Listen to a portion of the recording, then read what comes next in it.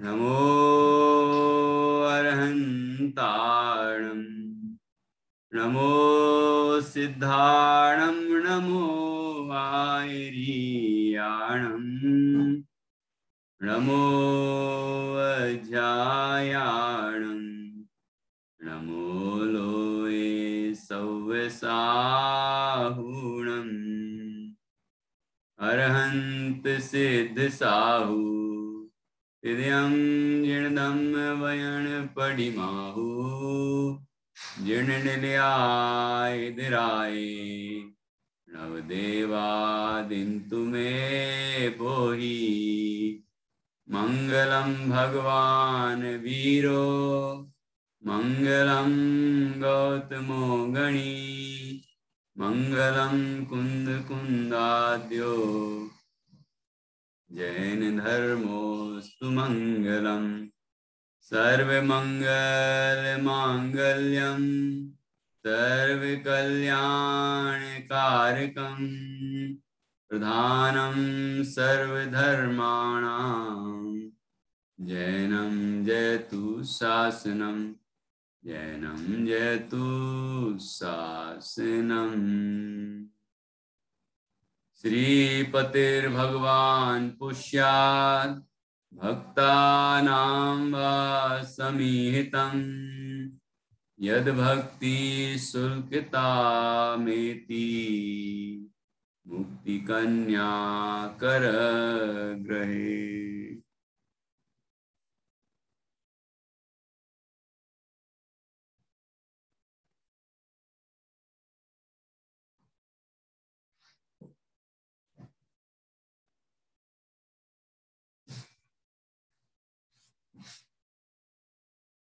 आचार्य श्री बादीव सेन द्वारा रचित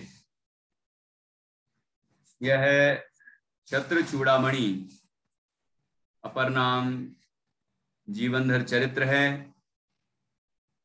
इसमें जीवनधर कुमार सर्व प्रकार के अभ्युदय को प्राप्त करने के बाद संसार शरीर और भोगों से विरक्त हुए और अपने वैराग का पोषण करने के लिए 12 भावनाओं का चिंतन करने लगे। हमने अभी उनके द्वारा चिंतित 12 भावनाओं में से अनित्य, असरण, संसार, एकत्व, अन्यत्व, असुचि, आश्रव और संवर भावना पर चर्चा की है। अब निर्जरा अनुप्रेक्षा से चर्चा आगे बढ़ेगी। पेज नंबर 539, 539 और 63 नंबर श्लोक 11वें लंब में निर्जरा अनुप्रेक्षा। सभी ध्यान से सुनेंगे। यहाँ स्क्रीन पर भी हम आपको दिखा रहे हैं।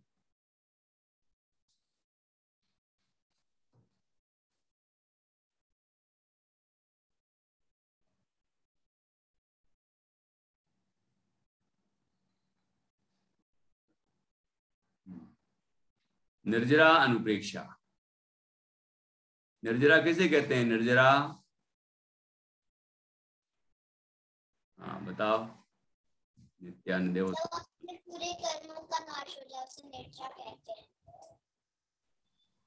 कर्मों का नाश हो जाए, कर्मों का पूरा नाश हो जाएगा तो मोक्ष हो जाएगा। कर्मों का झड़ना, धीरे धीरे झड़ना, वो निर्जरा है। और किसके निमित्त से झड़ेंगे कर्म?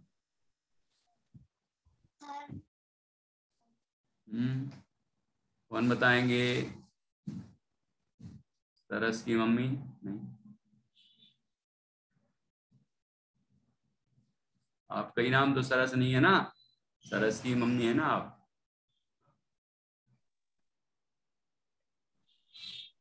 निर्जरा भैया जी आत्मा के आश्रय से तत्व कर्मों की निर्जरा करेंगे तब मोक्ष की प्राप्ति होगी। तो आत्मा के शुद्ध भावों से कर्मों का झड़ना, निर्जरा, गिरना, वह निर्जरा कहलाती है।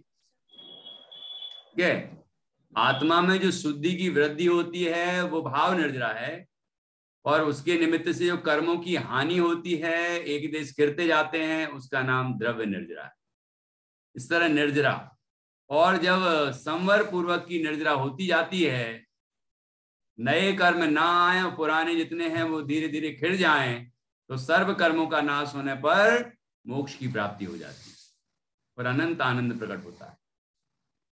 तो पहले संवर भावना की चर्चा की, अब निर्जरा भावना का चिंतन कर रहे हैं। देखिए, निर्जरा अनुप्रेक्षा, इसमें जीवनधर कुमार विचार कर रहे हैं कि हे आत्मन, देखो ये जीवनधर कुमार नहीं कह रहे हैं, वो हे आत्मन कह रहे हैं। तो हम भी अपने को स्त्री पुरुष आदि नहीं देखें, हम अपने को आत्मा देखें और अपने को संबोधित करें कि हे आत्मन,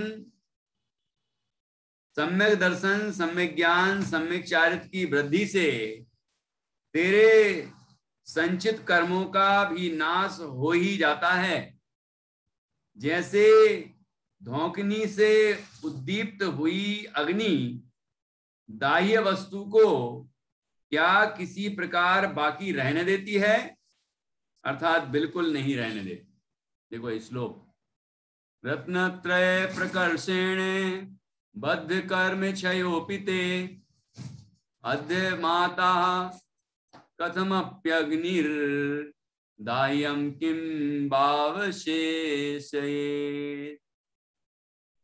कि यहाँ अग्नि का उदाहरण दिया है।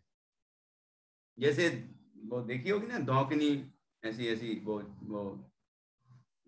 लोहार जो होते हैं लोहा गर्म करने के लिए, वो ऐसी ऐसी घुमाते हैं तो धौंकनी, ये धौंकनी होती है और यहाँ से उसकी हवा जाती है तो आग ऐसी भड़कती है।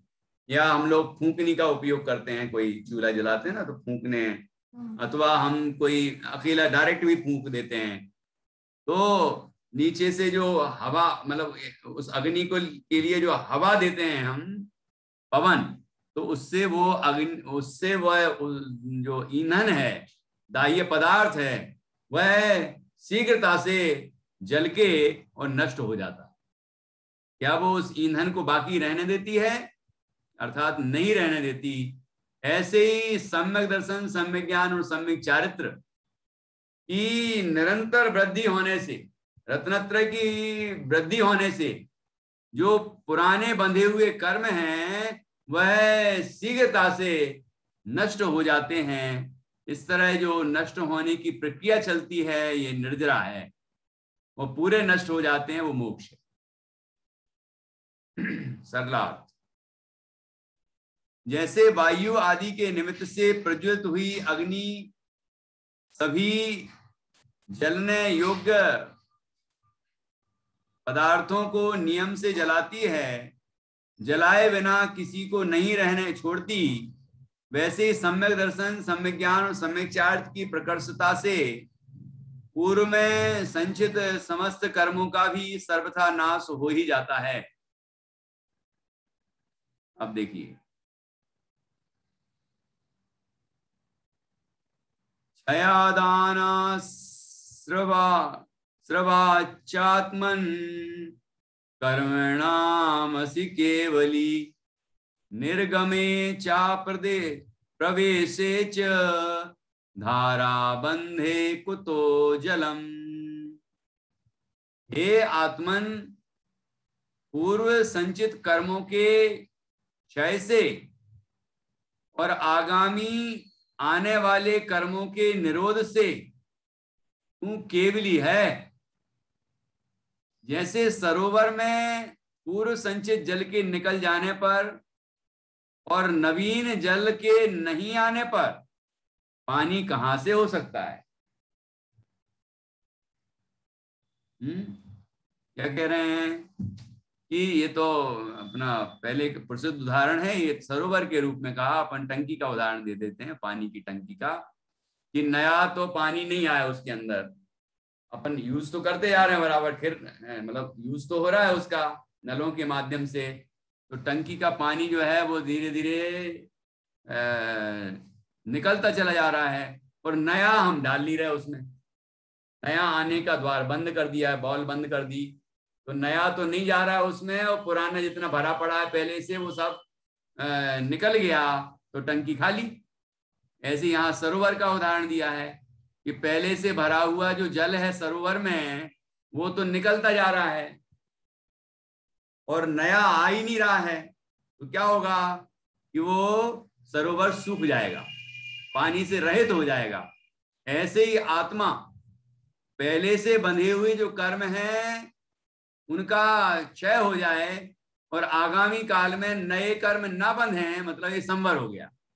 नए कर्मों का नहीं बंधना, नहीं आना, नहीं बंधना, ये संवर। वो पुराने जो कर्म पड़े हैं पहले से उनका खिर जाना, उसका नाम निर्जरा। संवर पूर्वक निर्जरा होगी तो क्या होगा कि मोक्ष की प्राप्ति होगी। ठीक है ना आरोही? तो इस तरह से यहाँ अब जब संवर पूर्वक निर्जरा होगी तो क्या होगा, सारे कर्मों का क्षय होने पर क्या होगा, केवल ज्ञान की प्राप्ति हो जाएगी, है ना। मोह क्षयाद ज्ञान दर्शना वर्णांतराया क्षयाच केवलम। मोहिनी कर्म का क्षय हो जाए, फिर ज्ञानावरण दर्शनावरण अंतराय कर्म का एक साथ क्षय हो जाता है, तो केवल ज्ञान प्रकट हो जाता है। यही बात यहाँ कह रहे हैं कि हे आत्मन, ये स्वरूप है।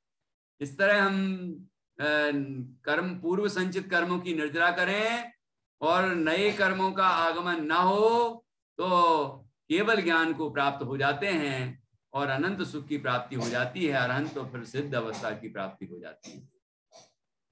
हे आत्मन, जैसे सरोवर में से पूर्व संचित जल को निकाल दिया जाए और उसमें नवीन जल भी ना आए तो वह सरोवर कुछ समय में अवश्य ही जल से रहित हो जाता है, वैसे ही तुम्हारी आत्मा में से पूर्व संचित कर्म निर्जरा द्वारा निकल जाते हैं और आश्रव के निरोध रूप संवर से नवीन कर्म आत्मा में आते ही नहीं हैं।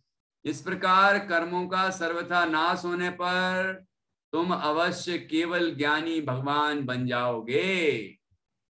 अरहंत और सिद्ध बनने का यही मार्ग है। ये आपको समझा रहे हैं? किसको समझा रहे हैं? ये जीवनधर कुमार हमें समझा रहे हैं। किसको समझा रहे हैं? खुद को। हे आत्मन, स्वयं को संबोधित कर रहे हैं कि हे आत्मन, ये वस्तु का स्वरूप है। यदि हमें तुझे सुखी होना है तो ये कार्य करो। ये स्वयं को समझा रहे हैं, स्वयं को संबोधन है। तो हम भी आत्मा हैं तो हम भी अपने को संबोधित करें। यदि हमें सुखी होना है तो यही मार्ग है, दूसरा कोई मार्ग नहीं है। ऐसा बार बार हमें अपने अंदर दृढ़ता लाना चाहिए। हमें लगता है कि हम दुनिया भर के संसाधन इकट्ठे कर लेंगे तो सुखी हो जाएंगे।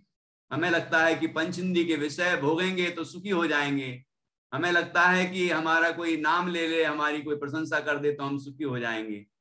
शरीर स्वस्थ हो जाए तो सुखी हो जाएंगे, है ना। किसी भी तरह हम बचे रहें, आयु बनी रहे तो हम सुखी हो जाएंगे इत्यादि। न जाने हम कितनी कितनी कल्पनाएं करते हैं, लेकिन ये कोई सुख के साधन है ही नहीं, है ना। सुख का यदि कोई उपाय है तो वह है अपने आत्म स्वरूप के ज्ञान श्रद्धान पूर्वक, अपने आत्म स्वरूप की लीनता से जो पूर्वबद्ध कर्मों का नाश होगा और नए कर्मों का आगमन नहीं होगा, तो उससे हमें केवल ज्ञान की प्राप्ति होगी और अनंत सुख प्राप्त होगा। ऐसी अरहंत और सिद्ध दशा होगी। तो अरहंत और सिद्ध दशा के लिए संवर निर्जरा रूप जो मोक्ष मार्ग है, जो निर्ग्रंथ अवस्था है, वह धारण करने के लिए यहाँ पर जीवनधर कुमार स्वयं को प्रेरित कर रहे हैं। इसलिए हमें ये सर्व परिग्रहों का त्याग करके निर्ग्रंथ अवस्था को अंगीकार करना चाहिए और स्वरूप की साधना द्वारा अरहंत और सिद्ध अवस्था को प्राप्त करना चाहिए। ये भावना यहाँ पर दृढ़ कर रहे हैं जीवनधर कुमार। हम भी अपने अंदर ये भावना करें। देखिए अब आगे निर्जरा भावना चल रही है।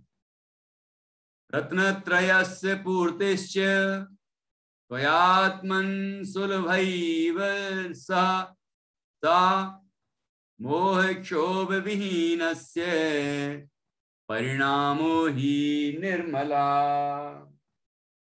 हे आत्मन, ये देखो ये अलग से लगाया है कि है ही इसमें, बार बार आत्मन आत्मन आत्मन कह रहे हैं, तो ये मुमुक्षुओं ने तो नहीं कर दिया ये आत्मन आत्मन। ये जीवनधर कुमारी मुमुक्षु थे।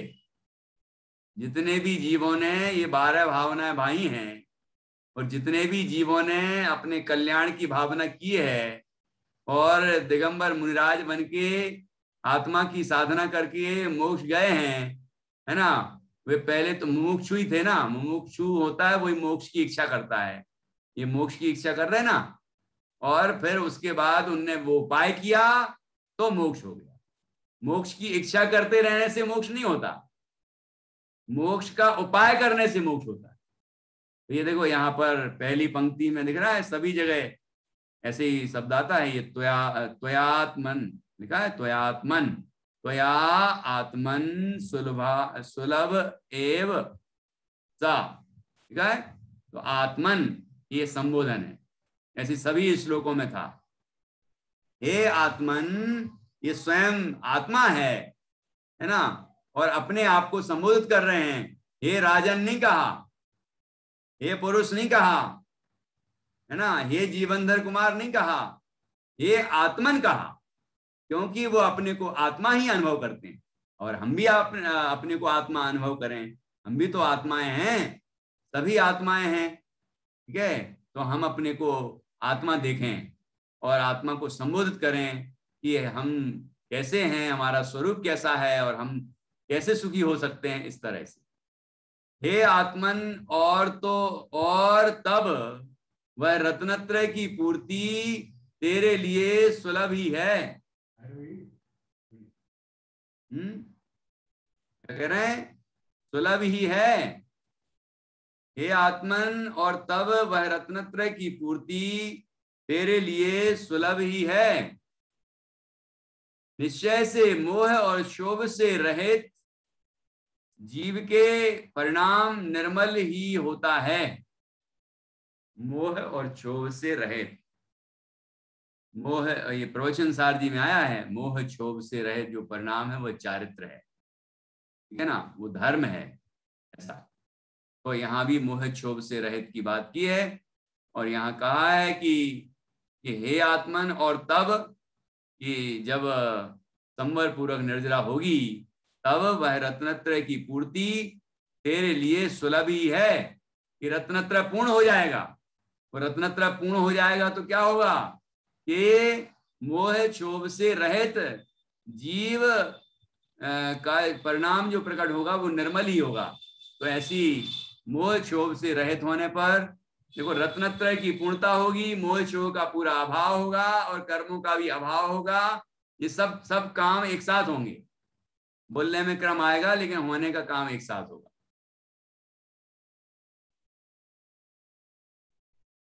हे आत्मन, निशुद्धात्मा के विशेष आश्रय से उत्पन्न संवर और तथा निर्जरा होने पर रत्नत्रय की पूर्णता भी तुम्हें सहज सुलभ है।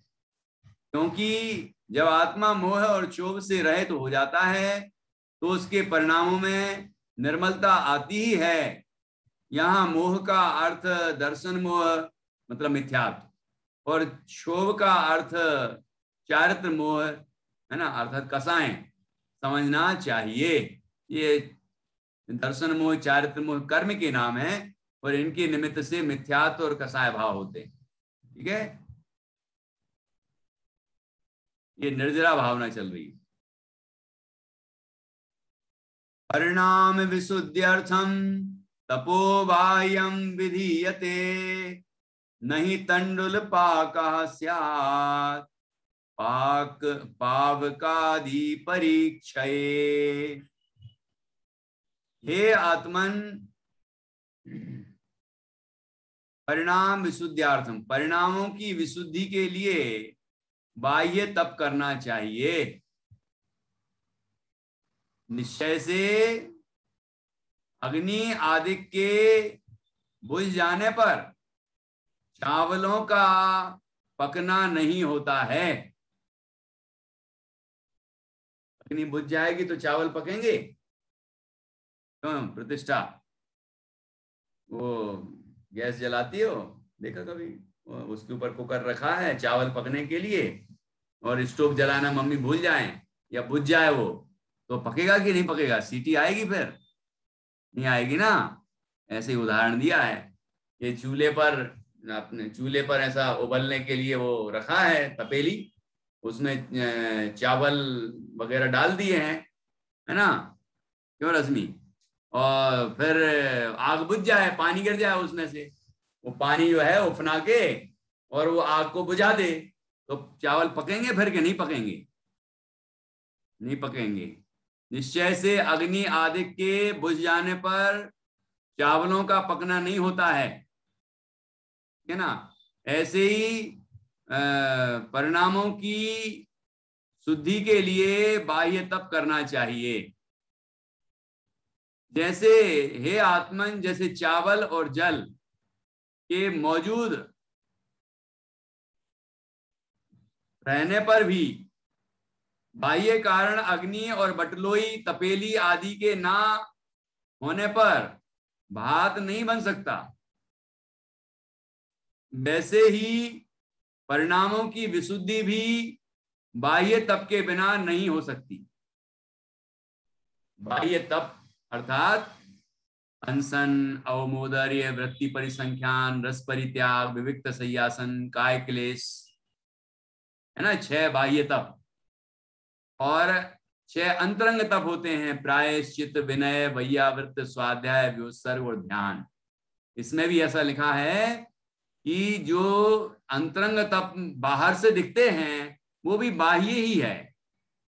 उस अंतरंग तप के समय जो शुद्धोपयोग होता है वही निश्चय तप है। अंतरंग तप हो या बहिरंग तप हो, शुद्धोपयोग की जो वृद्धि होती है, आत्मा में जो शुद्धि प्रकट होती है, वितरागता प्रकट होती है ना, वही वास्तव में तप है। तो शुद्धोपयोग ही तप है, शुद्धोपयोग की वृद्धि तप है। उसके कारण से वितरागता प्रकट होती है, आनंद प्रकट होता है, तो शुद्धोपयोग कारण है। तो अब शुद्धोपयोग कब होगा? शुद्धोपयोग होने में ये बाह्य कारण भी निमित्त होते हैं, ये बाह्य तप भी निमित्त है। कोई कहे कि बाह्य तप के बिना ही काम हो जाए, तो ये संभव नहीं है, बाह्य तप होते हैं। ठीक है, अनशन आदि जो तप हैं वो सब होते हैं, तो उनके निमित्त से अंतरंग तप के लिए उसमें सहायता मिलती है।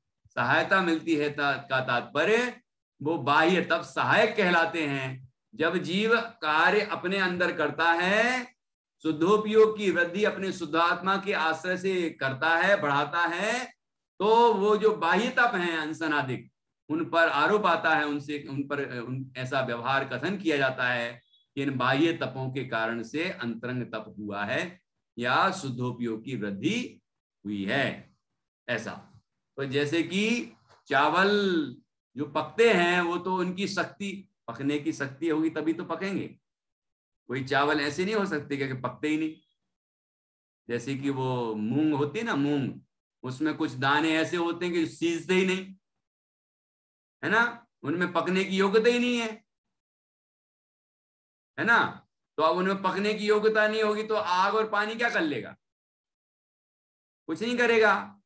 ऐसे ही चावल में स्वयं की पकने की योग्यता है, ऐसे ही आत्मा में स्वयं के आश्रय से शुद्धोपयोग बढ़ रहा है, उससे कर्मों की निर्जरा हो रही है, शुद्धि की वृद्धि हो रही है, अशुद्धि की हानि हो रही है। ठीक है, और ऐसा जब होता है तो उसके होने में बाह्य तप निमित्त होते। इसलिए यहां कहा कि बाह्य तप के होने पर ये परिणामों की विशुद्धि बढ़ती है। यहाँ लिखा है कि हे आत्मन, जैसे चावल और जल के मौजूद रहने पर भी बाह्य कारण अग्नि और बटलोई आदि के ना होने पर भात नहीं बन सकता, ये बाह्य चीजें भी चाहिए क्या नहीं? वैसे ही परिणामों की विशुद्धि भी बाह्य तप के बिना नहीं हो सकती। अतएव परिणामों की विशुद्धि के लिए बाह्य तप भी करना चाहिए। एक जगह आया था पहले, जहां वो प्रसंग था, पंचाग्नि करने वाले जो तापसी थे उनको जीवनधर कुमार ने संबोधन किया था और वास्तविक तप का स्वरूप बताया था। मोक्ष मार्ग में जो तप होता है उसका वास्तविक स्वरूप बताया था, वास्तविक मार्ग बताया था मोक्ष जाने का, मोक्ष मार्ग बताया था। तो उसमें ये बात आई थी कि जैसे मान लो, ध्यान है, ये बटलोई वगैरह और ये सारी बाह्य सामग्रियां ना हो तो फिर क्या क्या वो चावल पक जाएगा?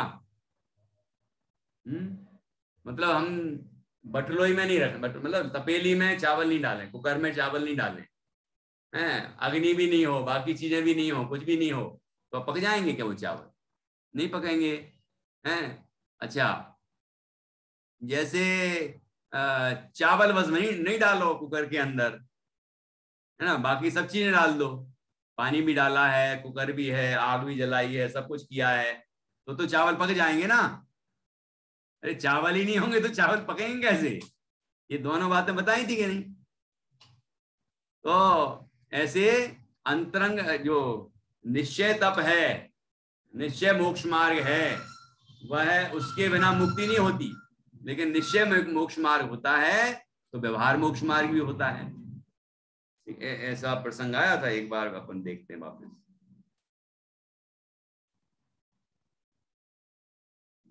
शुरू में था जब वो तापसियों को समझा रहे थे, वो शब्द बहुत जोरदार थे इसलिए ढूंढ रहे हैं। मिल गया।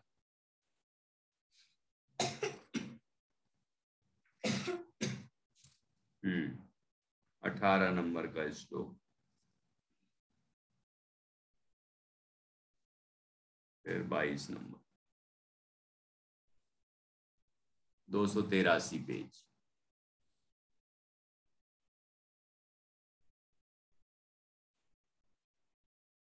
दो सौ देखो,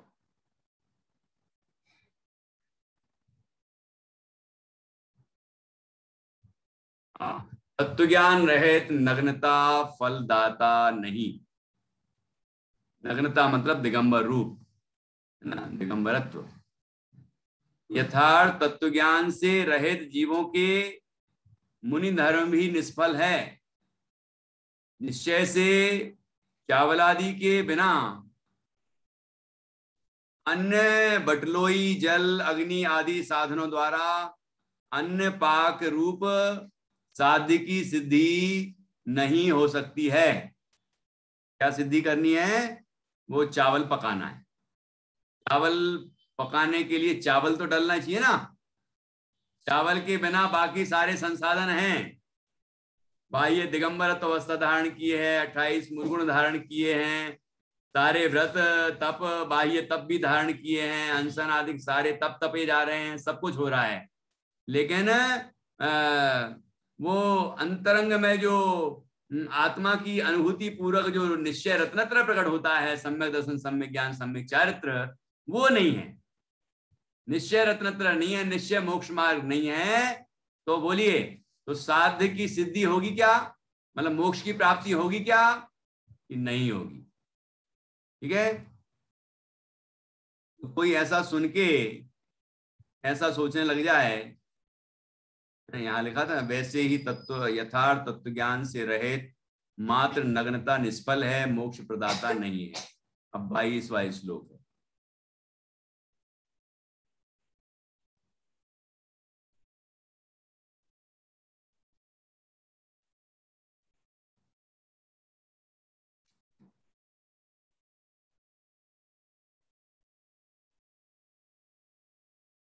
ये देखो, बाह्य तप के बिना अंतरंग तप नहीं होता।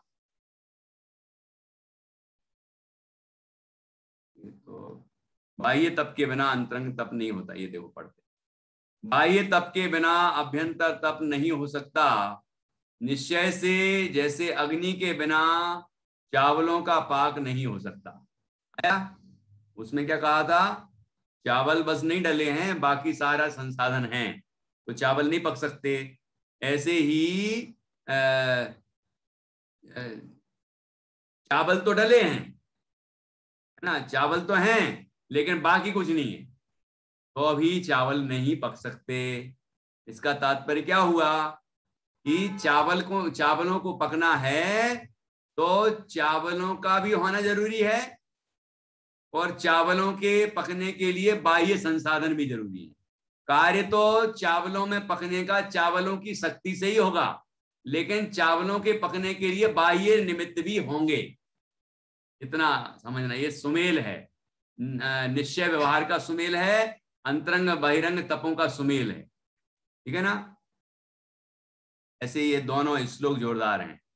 सरला अर्थ में लिखा है, जैसे अग्नि जल बटलोई आदि बाह्य साधनों के बिना चावल नहीं पक सकते, उनका भात नहीं बन सकता, वैसे ही बाह्य तप के बिना अंतरंग तप हो ही नहीं सकता।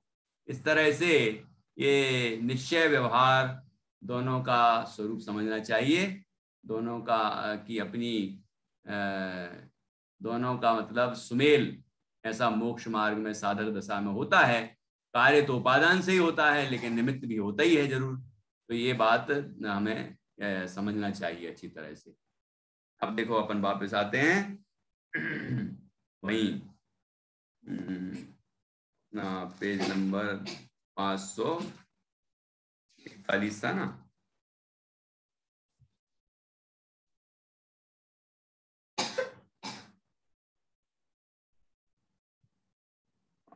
तो 40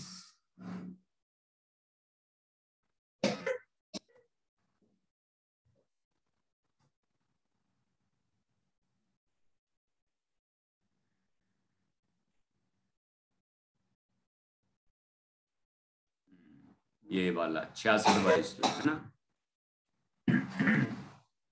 इस तरह से यहाँ पर ये पूरा प्रसंग जो वहां आया था वही समझ लीजिए यहाँ सारभूत में यहाँ आया है, तो इस बात को समझ लेना चाहिए। अब देखो आगे बढ़ते हैं। परिणाम विशुद्धिश्च बाह्ये स्यान् निस्पृहस्य च ते निस्पृहत्वं तु सौख्यं तत् बाह्ये मुह्यसि किं मुधा। हे आत्मन, बाह्य पदार्थों में इच्छा रहित होने से तेरे परिणामों की विशुद्धि होगी, और बाह्य पदार्थों में इच्छा ना करना ही सुख है। इसलिए बाह्य पदार्थों में क्यों वृथा मोह करता है। बाह्य में शरीर से लेके वस्त्र और धन संपदा वैभव और परिवार कुटुंब सब आ गया बाहर, है ना, सब कुछ आ गया बाहर। बाह्य जगत कुछ भी नहीं मेरा, और न बाह्य जगत का मैं, यह निश्चय कर छोड़ बाह्य को, मुक्ति हेतु नित स्वस्थ रमे। हमारे पाठ में आया ना, तो ये बात यहाँ पर बता रहे हैं कि बाह्य पदार्थों की इच्छा नहीं करना चाहिए।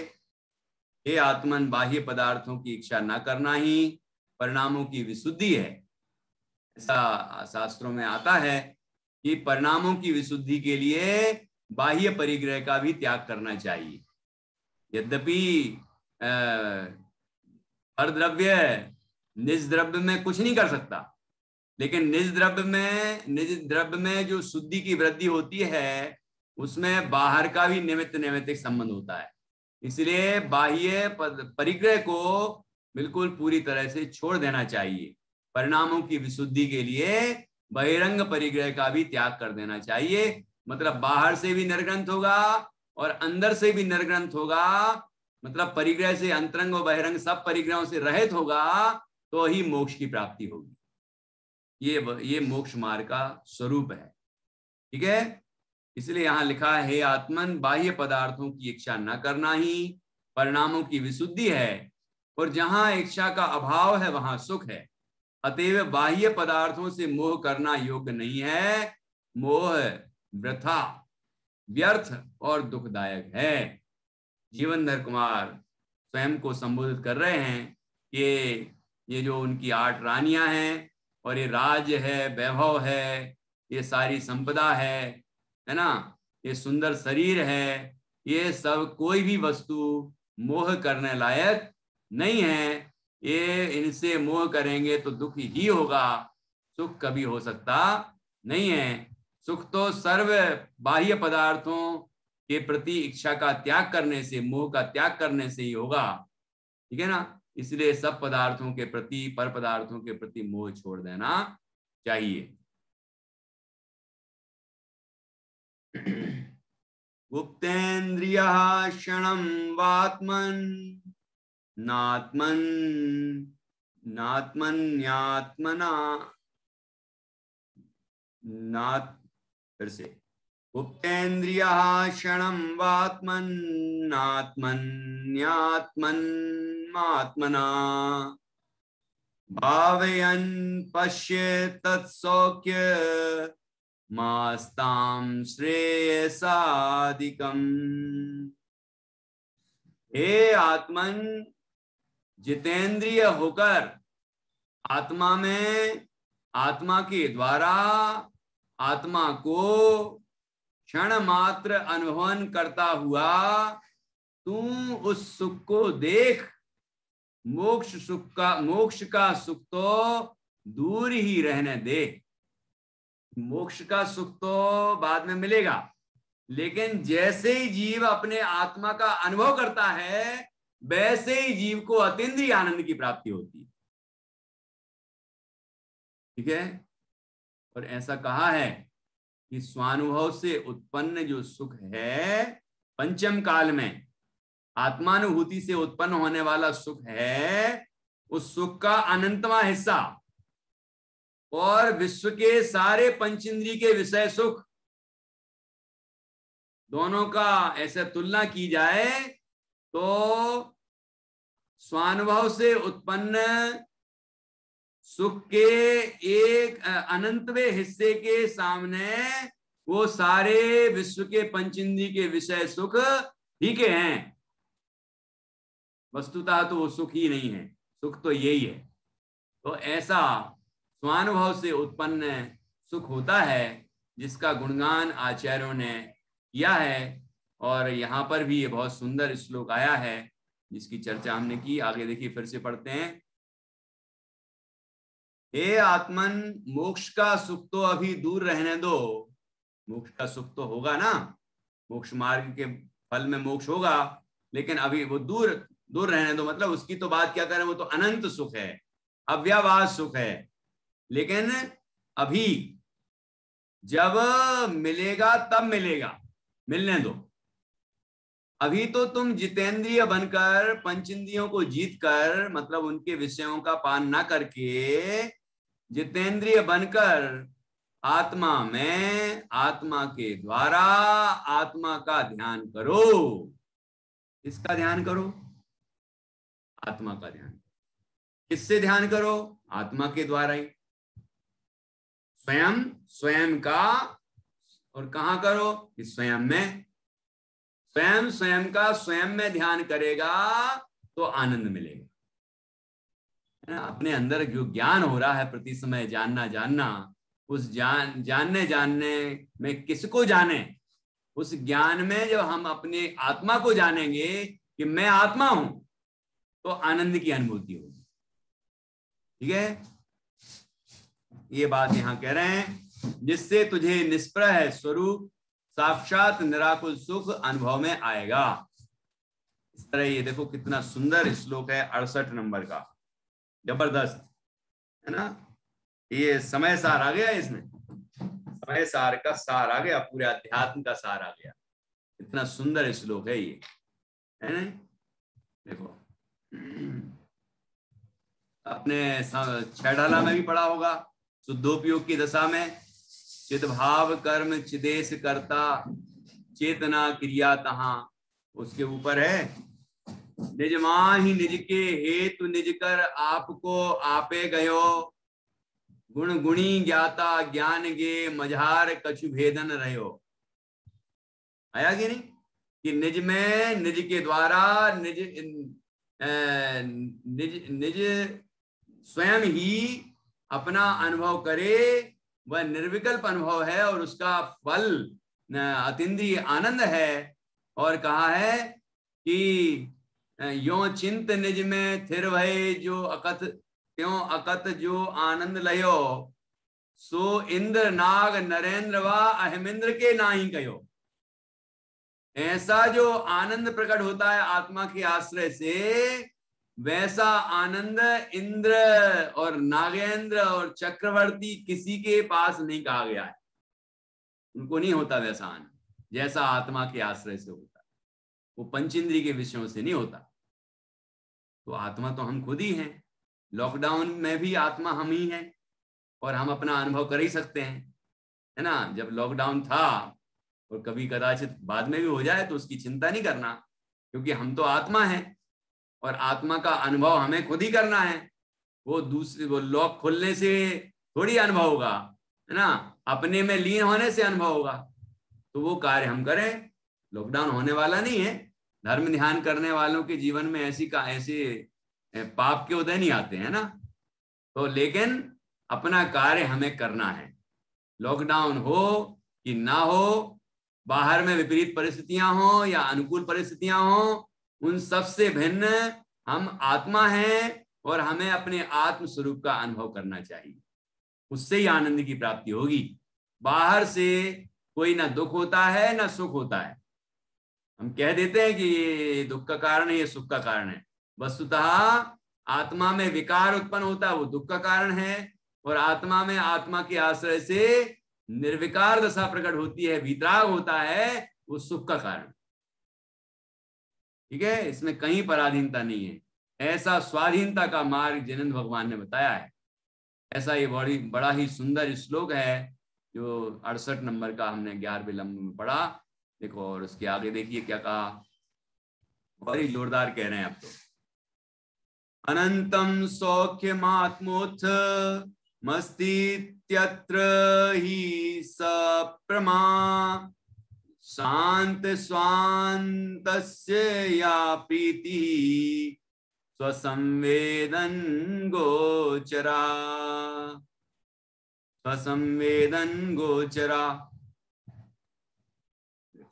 क्या कह रहे हैं?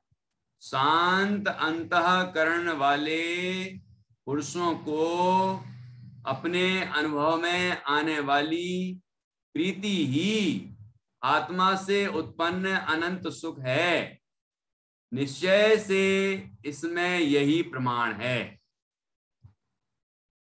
यहां पुरुष कहा तो पुरुष का मतलब पुरुष नाम आत्मा, सभी मनुष्यों के लिए कह रहे हैं, और सभी मनुष्य वास्तव में आत्मा है, वो आत्मा को संबोधित कर रहे हैं।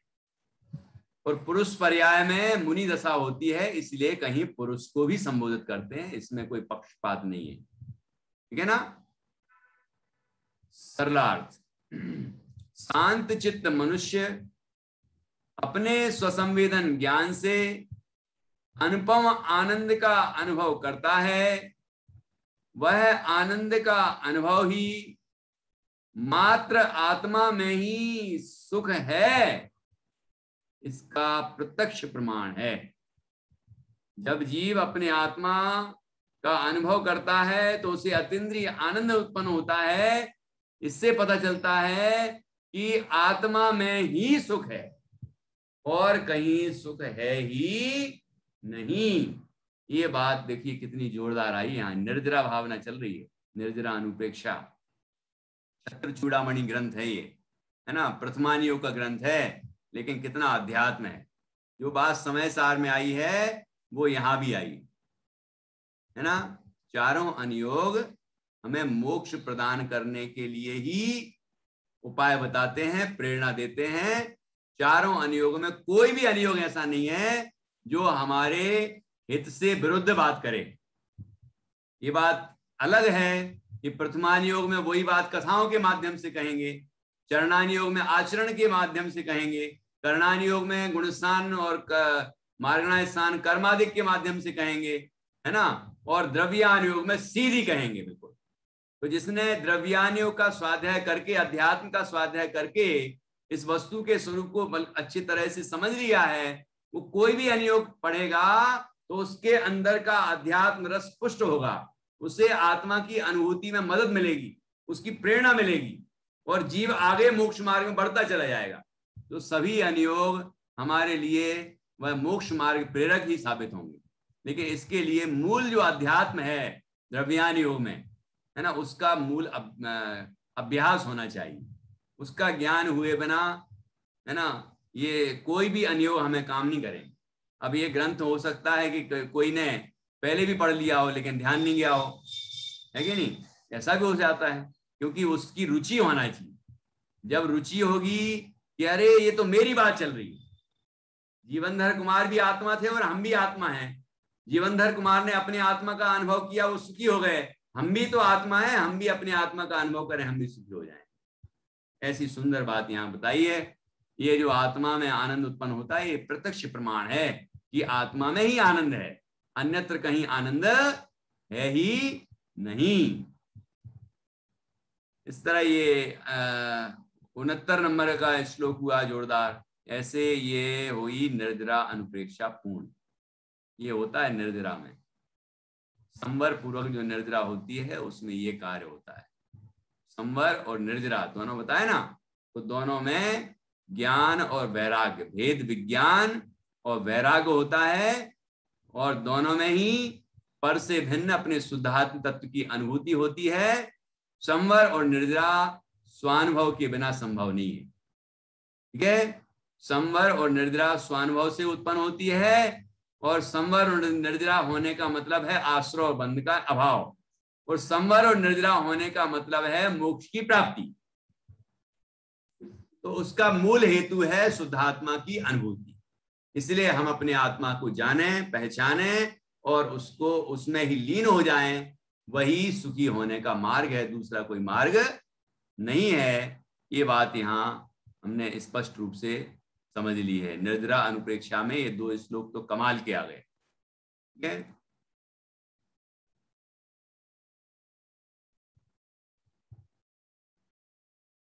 अब अगली भावना है लोक अनुप्रेक्षा।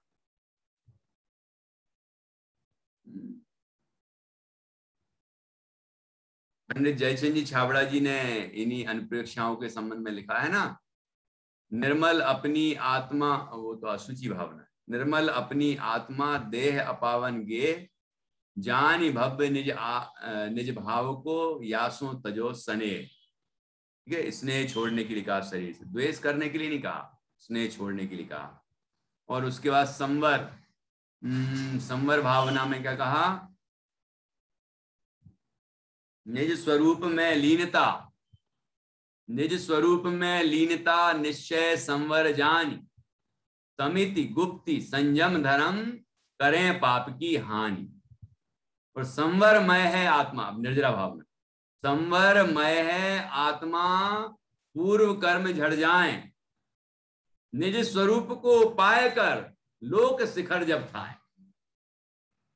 है ना। दोनों में संवर निर्जरा बिना आत्मा की अनुभूति के संभव ही नहीं है, ठीक है। ये मोक्ष मार्ग ही नहीं बनेगा, सम्यक दर्शन ही नहीं होगा आत्मानुभूति के बिना।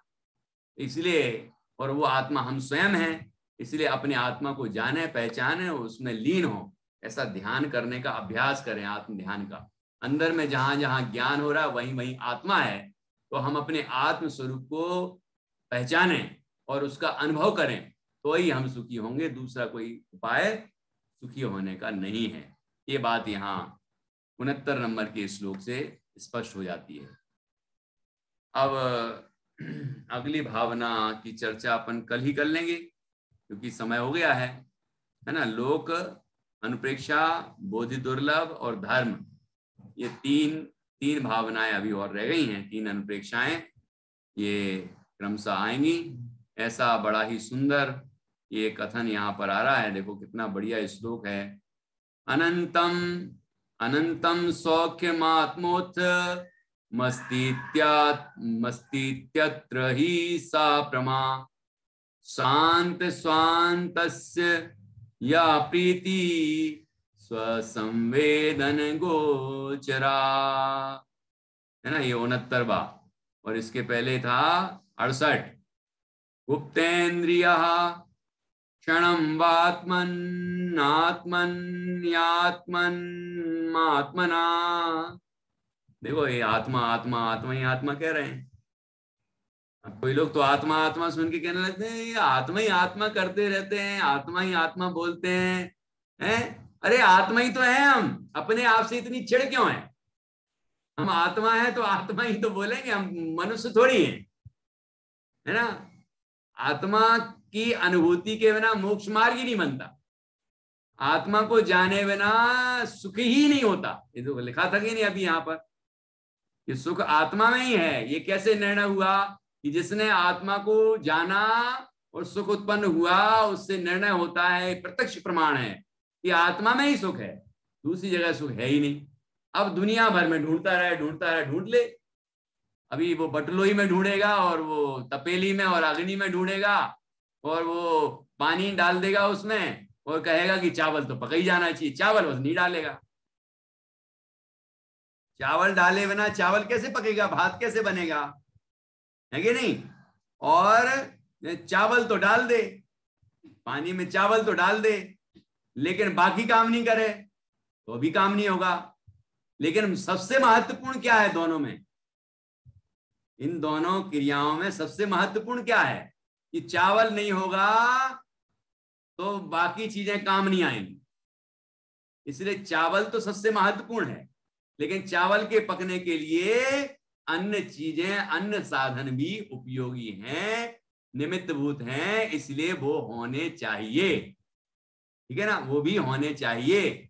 तो इतनी बात समझनी है, यही है निश्चय व्यवहार का सुमेल, ठीक है ना। तो ऐसे जीव अपने आत्म स्वरूप को जाने, पहचाने, उसमें लीन हो तो ही सुखी हो सकता है। देखो लिखा कि नहीं, कितने बार आत्मा शब्द का प्रयोग आया। गुप्तेन्द्रिय, गुप्तेन्द्रिय मतलब जितेंद्रिय। जो मुनिराज हैं, जो ज्ञानी हैं, वो जितेंद्रिय होते हैं। गुप्तेन्द्रिया क्षणं वात्मन्नात्मन्यात्मन्मात्मना भावयन् पश्येत् तत्सौख्ये मास्तां निःश्रेयसाधिकम्, ठीक है ना। तो आत्मा आत्मा आत्मा जो आया है ना, इसकी अलग अलग विभक्तियां हैं। आत्मा को आत्मा के द्वारा आत्मा में ही अनुभवता है। कौन की आत्मा स्वयं को अनुभवता है, तो वह आत्मा परमात्मा बन जाता है, सुखी हो जाता है। तो आत्मा आत्मा आत्मा इतनी बार आत्मा, परमात्मा भी तो आत्मा है कि नहीं। तो हम भी तो आत्मा हैं, हम अपनी आत्मा को जाने, पहचाने और सुखी हो जाएं, यही मात्र सुखी होने का उपाय है, अन्य कोई उपाय नहीं है। ये बात यहाँ पर इन दोनों श्लोकों में बहुत जोरदार तरीके से आई है। इसका हम बार बार चिंतन करें और स्वयं को जाने, पहचाने और अपने में ही मग्न हो जाएं। सुखी होने का यही मंत्र है, यही उपाय है, यही जिनवाणी में बारंबार अनेक स्थानों पर बताया गया है। तो हम सभी अच्छी तरह से इस विषय को समझें। आते तो बहुत सारे लोग हैं, लेकिन वीडियो ऑन करके नहीं बैठते हैं, तो बैठना चाहिए, जिससे मुझे थोड़ा बल मिलता है ना। नहीं तो कभी कभी थोड़ा लगने लगता है कि लोग इंटरेस्ट नहीं लेते हैं, तो फिर अपन क्या करें, एक ग्रंथ के बाद बंद कर देते हैं क्लास, ऐसा विचार आने लग जाता कभी कभी। तो थोड़ा सा आप लोगों को थोड़ा कष्ट ये होगा। देखो मैं भी पूरा तैयार होके बैठता हूँ, ये नहीं सोचता मैं कि तो क्या है, कोई समाज थोड़ी इधर देख रही है, हमें देख रही है क्या। कोई कहते हैं कि अकेला कुर्ता पहन लो, ऊपर जो दिखना है वो दिखा, वो बस पहन लो, उसमें क्या है। कि नहीं, ऐसा नहीं है, जिनवाणी तो देख रही है ना, जिनवाणी तो यहाँ विराजमान है ना। देखो जिनवाणी विराजमान है, तो अशुद्ध वस्त्र पहन के बैठेंगे तो जिनवाणी अंदर असर कैसे करेगी, हमारा हित कैसे होगा। ठीक है, आपको दिखाने के लिए थोड़ी पढ़ाते हैं, ये अपने हित के लिए करते हैं, अपना भी हित हो और हमारे निमित्त से आपका भी हित हो जाए, ये भावना रहती है, तो आपका भी ये भाव होना चाहिए कि आप भी थोड़ा सा तैयार होके बैठे। मतलब जैसे वीडियो ऑन करने में आपको ऐसा नहीं लगे कि अरे यार हम ऐसे बैठे हैं, तो उतने थोड़े से वस्त्र ठीक ठीक रखें और अच्छे तरीके से निवृत्त होकर बैठें, तो उससे क्या होगा कि आपके परिणाम एकाग्र होंगे। विशुद्ध परिणामों से जब हम जिनवाणी का स्वाध्याय करेंगे तो वो अंदर में जल्दी असर करेगा। जल्दी क्या असर करेगा? असर ही तभी करेगा, तभी परिणाम भीगेंगे और तभी हमें स्वानुभूति की उपलब्धि होगी। और यदि हमने द्रव्य, क्षेत्र, काल, भाव इन चार में से कहीं भी गड़बड़ी की तो उपलब्धि नहीं होगी। इसलिए इन बातों का ध्यान रखना चाहिए। अभी फिर भी आपके पास 5-7 दिन हैं, या जो भी जितने दिन बचे हैं, यदि आप लोगों का सब बढ़िया रहता है, टाइम से आए आप और बड़ी रुचि से सुने, तो आगे अपन अगला ग्रंथ लेने का विचार करेंगे, ठीक है ना? तो वो भी आप लोग सुझाएं। वैसे मैंने सोचा है कि छैढाला बहुत दिनों से नहीं ली है, तो छैढाला ग्रंथ लिया जाए तो ये बच्चों के लिए भी बहुत अच्छा रहेगा और आपके लिए भी अच्छा रहेगा। और उसमें तो ये समझ लो कि पूरा समय सार भरा है ना? और समय सार ही नहीं, मोक्ष मार्ग प्रकाशक भी भरा है। उसमें तो ऐसा देखा जाता है कि चारों अनियों का निचोड़ भरा है। मतलब बढ़िया सारभूत ग्रंथ है, जोरदार ग्रंथ है। इसलिए ऐसा विचार बन रहा है कि छैढाला ली जाए। उसमें काव्य भी है, दोहे, सोरठे, चौपाई, सब तरह के अलग अलग छंद हैं। तो बच्चे तो याद कर लेंगे और हम लोग याद करने के साथ साथ उसको गहराई से समझ भी लेंगे। तो इसलिए ऐसा मन बन रहा है। आपका भी मन हो तो आप मुझे बताना, और इसके लिए आपको भी थोड़ा सा त्याग करना पड़ेगा। और जितने वीडियो ऑफ करके बैठे हैं वो या तो हमें मैसेज कर दें कि क्या असुविधा रहती है ना, तो मुझे पता चल जाएगा। और नहीं तो थोड़ा सा वस्त्र ठीक रख के और अच्छे से बैठ जाएं तो थोड़ा भरा भरा दिखेगा, तो मुझे भी लगेगा कि नहीं, लोग इंटरेस्ट ले रहे हैं, मेहनत करना चाहिए, है ना? ऐसा ये परस्पर इतना तो कर सकते हैं ना, तो इतना तो कम से कम करें। चलिए अब जिनवाणी स्तुति करेंगे। किसी ने जिनवाणी स्तुति का विचार किया है क्या? चलिए, मिथ्यात्म नास्वे को बोलो रश्मि, या दूसरी बोलना हो तो दूसरी बोल सकते।